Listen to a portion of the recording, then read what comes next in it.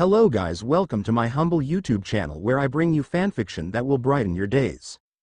Before we start, a subscribe is greatly appreciated, and don't forget to leave a like and ring the bell icon so you won't miss exciting new fanfiction stories. Daily Life of Slime Family, Tensura X Slime no taoshite, by RenBowLTE. Chapter 10, Tempest's Family Attack Heaven Realm.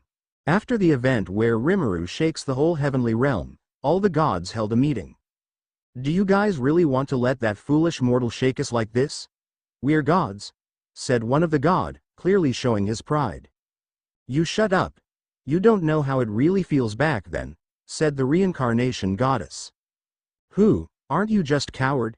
To think a goddess become this hectic just for a mere mortal?" "That's right, we the gods have been the symbol of powers and hope to the mortals. How our believer would when they see us clearly shaken to the mortals. But enough. You goddess are the one who in charge in reincarnation, right? So you clearly don't know how it feels to have a believer." The goddess who heard this went silent. Since the majority of the gods here had clearly opposed her, there's nothing she can do. This foolish old fart won't understand. The goddess silently cursed the gods in her heart. She still remember when the blue-haired guy looked at her, and she still shuddered just by thinking about that again. "We gonna really teach this arrogant mortal a lesson. Let him know that there's a being he shouldn't offense. Anyone has an idea?" "I have. How about Rimuru Pav? Today is another peaceful day to Tempest household. It's been a week since the god incident and I still worry about it. Today as usual I just went to train Laika about her swordmanship. While I said I train Laika, sometimes my daughters is here too with us. What surprised me the most is both my daughters is surprisingly strong. Falfa seems to have endless stamina with her infinite regeneration, while Shalsha is more skillful when it comes to sword art. Well, to be more precise, it's more trickier. She seems to grasp the skill from me and improvise it according to the type of enemy. Seal told me that with Shalsha skill, thought acceleration 300x, she has more time analyze the enemy fighting style and put on countermeasure. All right you guys. Time's up, let's go back home, I said while packing my stuff up. We start training at the early morning so we don't feel too tired. We got back home, only to see Beelzebub in living room with the Leviathan. "Oh Donna-sama, welcome home," Azusa while taking my stuff off and kiss me on the cheek. I'm home." I kiss her forehead back. She smile at me. Rimuru, I have something to talk to you," Beelzebub said while looking somewhat serious. I just nodded, sit opposing her in living room. I told my daughters to go take shower. Laika, who seems to understand this, immediately go to the kitchen. "So what's up?"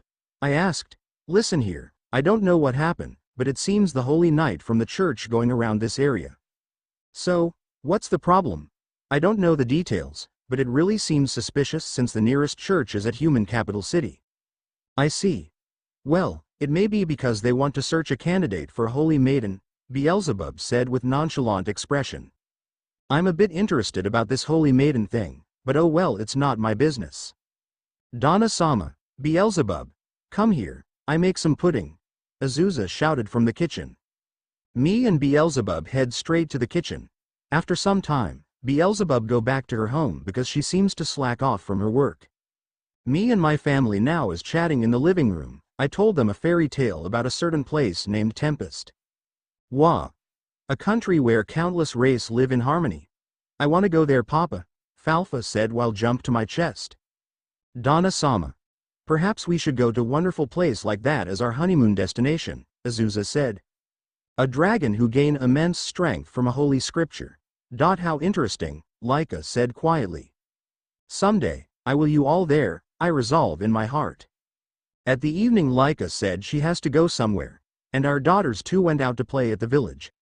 Halkara is busy managing her new factory, so she wouldn't come back until midnight. I take this opportunities while being alone with Azusa and flirt with her. While she doing dishes, I hug her from behind and kiss her cheek. "What are you doing, Donna-sama?" she said while looking at me as if she knows what I'm thinking about. "Nothing, just expressing my affection to my wifey," I said while chuckled. We were as flirting and in a good mood, but all that turned into grimace when midnight come.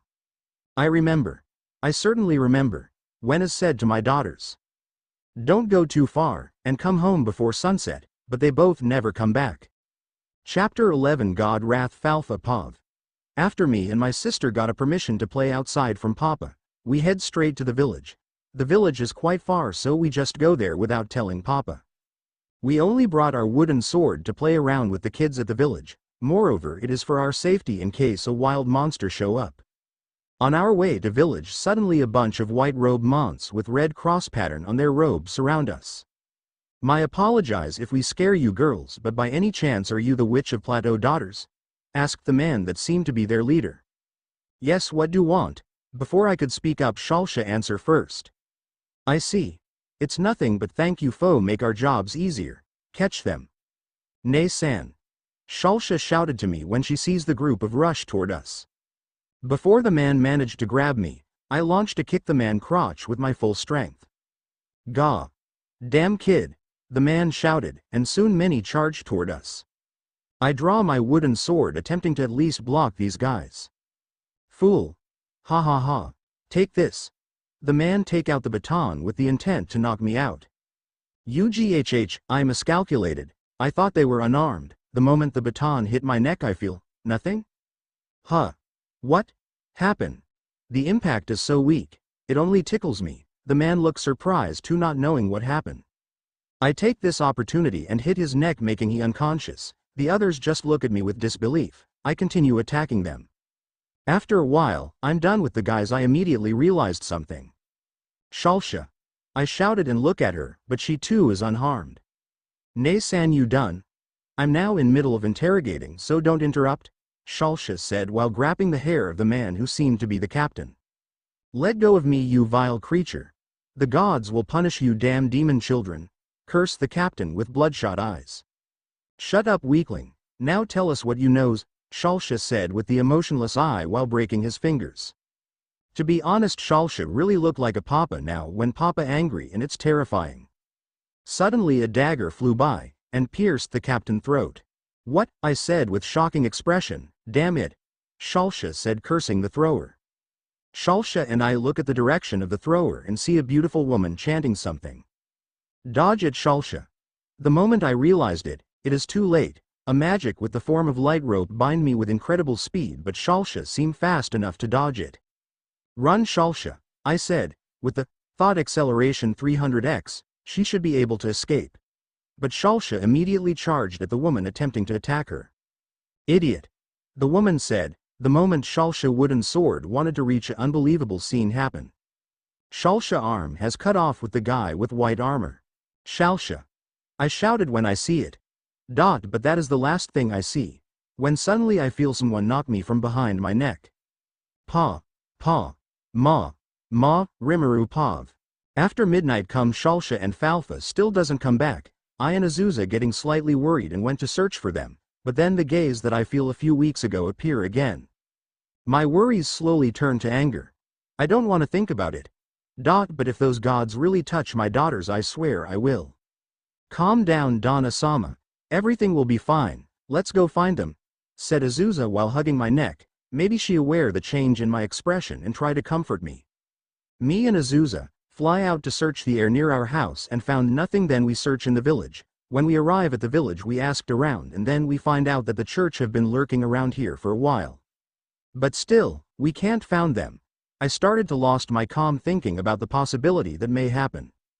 "Donna-sama, hold your aura," Azusa shouted, kick me off back to reality, and I found multiple peoples lying unconscious in surrounding. "Sorry, Azusa, my head is in mess right now," I said with deep tone. "Don't worry too much, they both is smart, they surely won't do anything stupid," said Azusa. We continue searching until we arrived at the forest. "There's smell of blood," Azusa said looking serious. "Yeah, look over there, there's corpse," I said inspecting the place.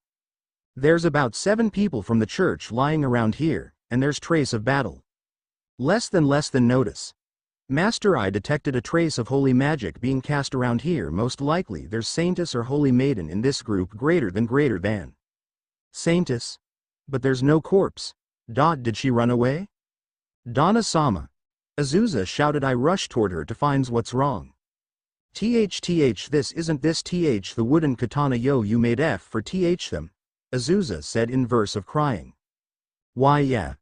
I stuttered to answer, but there's no doubt this is wooden katana I made for them. For my daughters. But what we found next may bring the world itself to collapse. Dana-sama, this is. Azusa slumped down helplessly. KHK. Wah. Ah. Letting down the cry of despair. Yes. We found. The right arm. Of Shalsha. Seal has confirmed it. My head went blank for a moment. I'm confused whether to be sad or angry. My mind is in mess. Less than master. The probability of the church is involved is high considering the gods movement lately greater than. Dana-sama. It is the church. The gods. Said Azusa after realizing the whole situations. That's right. This damn world. I said with rage in my heart. That's right. No need to hold back. Let's go all out. Less than confirm. Arranging plan for world destruction. Greater than Seal said in response to my thought. Azusa. Go back home. We gonna go all out tonight. Tell Halkara and Laika that the humans' capital have ceased to exist. I said with aura leaking out from every part of my body. Azusa nodded and flew straight to our house. Less than confirm. Suggestion for black numbers summoning greater than. Right. No need to hesitate. Summon. The gate of creation. Come out. My demons, I chanted. Suddenly a gate appeared out of thin air. Kufufufufu. It's an honor to finally meet you again, my lord. Now. Who's the fool that have been incurred your wrath?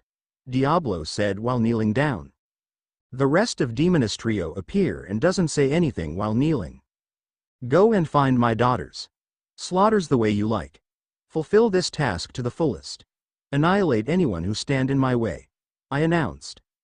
All 700 demons shivered hearing this. They connected to Rimuru so they can tell that their lord is raging for destruction. Not a single demons dare to lift a head, including the Demoness Trio, except for Diablo. As you wish, my lord. Diablo bowed down, indicating he is ready to complete the task. At that moment, the universe's most dreadful legion have been unleashed. They're the dark side and the symbol of terror of and fear of the Jura Tempest. Known across the universe as the Legion who brings disaster.